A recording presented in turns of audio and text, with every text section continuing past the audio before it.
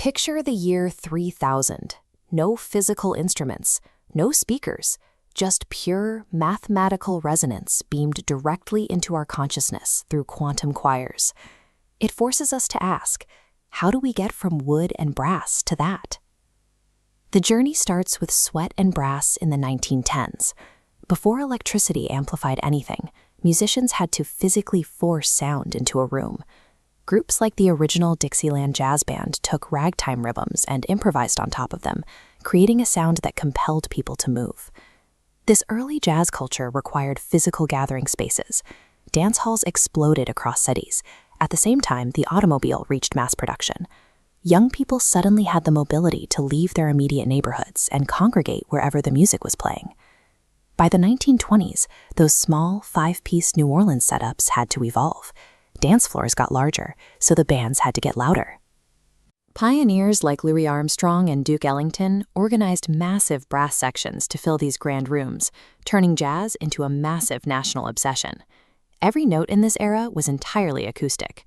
By filling these rooms without amplification, these musicians established the social habit of gathering for a shared, physically intense rhythmic experience. The 1930s took this gathering and industrialized it. Band leaders constructed highly regimented 20-piece orchestras. With the Great Depression weighing on the country, the sophisticated, driving swing of these massive ensembles provided an affordable, glamorous escape for millions. But maintaining a 20-piece machine was expensive.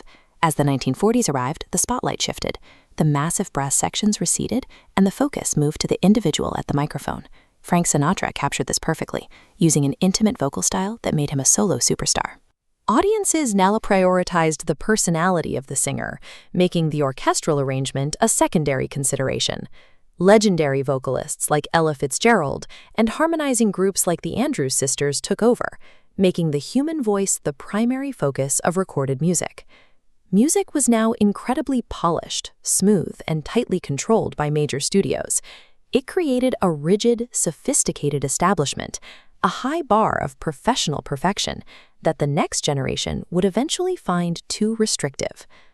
That restriction broke in the 1950s. The smooth ballads of the previous decade were overwhelmed by the aggressive, distorted twang of the electric guitar. Artists like Chuck Berry and Elvis Presley delivered raw, volatile performances that gave teenagers a sound entirely their own. This fast-paced rockabilly and tight doo-wop mirrored the surrounding culture. It was loud, flashy, and moved quickly, perfectly matching a post-war consumer boom defined by drive-in diners and massive chrome tail fins. That initial shockwave crossed the Atlantic and returned with even more force. The 1960s saw British bands internalize American rock and blues, repackaging it for a global audience. When the Beatles landed, they proved a four-piece guitar band could command international hysteria.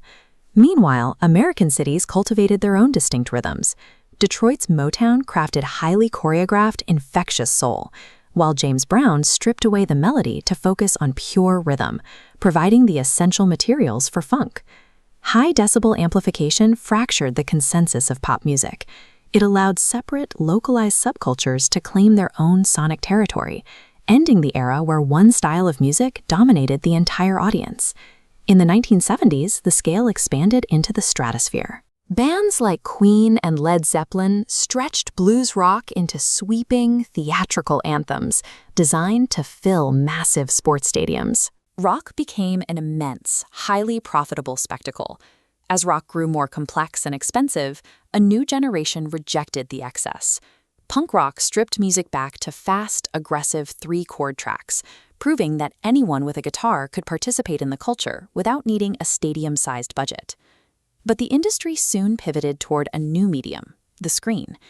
The 1980s introduced MTV, meaning artists had to be as visually compelling as they were sonically gifted.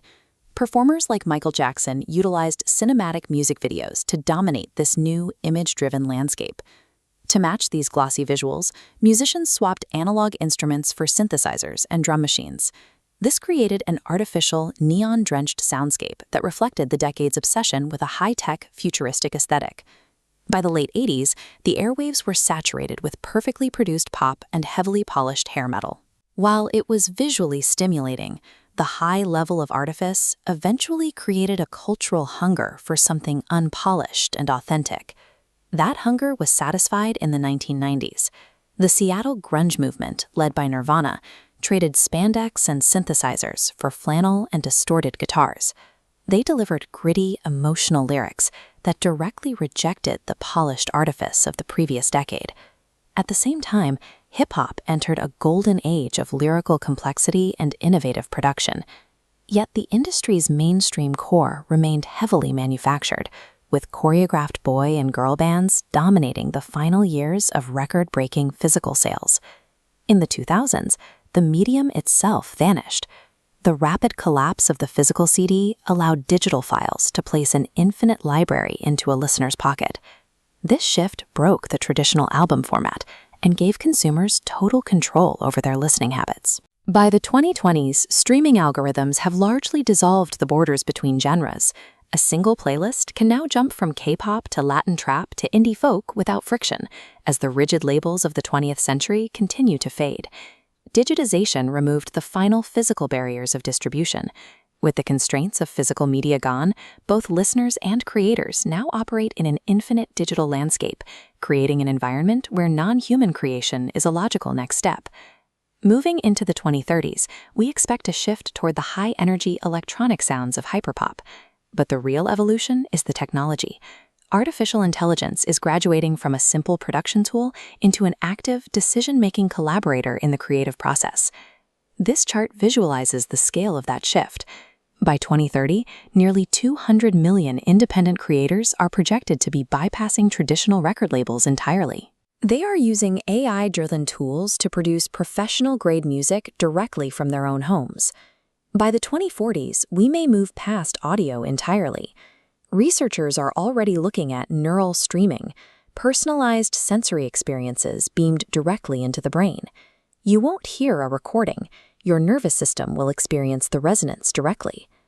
Looking toward the year 3000, sound moves beyond human biology. We might see compositions derived from the bioelectric signals of entire ecosystems, or rhythmic structures dictated by the orbital mechanics of other worlds as we move further into space.